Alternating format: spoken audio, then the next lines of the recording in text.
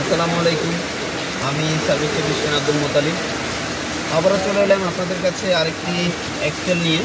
তো এই এক্সটেলটার সমস্যাটা একটু আনকমন, সেটাই আপনাদের কাছে শেয়ার করবো। তো এই গাড়িটা হাইব্রিড ওয়ার্নিং ল্যাম্পটা অন হয়ে আছে এবং গাড়িটা আমি যখন গিয়ারে দিচ্ছি, আরে দিচ্ছি, পিছে দিচ্ছি, গাড়িটা কোনো দিকে মুভমেন্ট করতেছে না। আমরা স্ক্যানিং করলাম, আসেন আপনাদেরকে আমি রিপোর্টটা দেখাচ্ছি।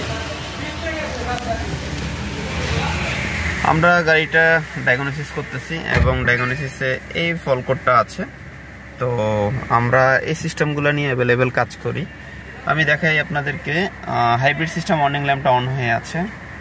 আমি গাড়িটা দিতে দিয়েছি, ব্রেক ছেড়ে দিয়েছি, গাড়িটা আগে পিছে যাচ্ছে না।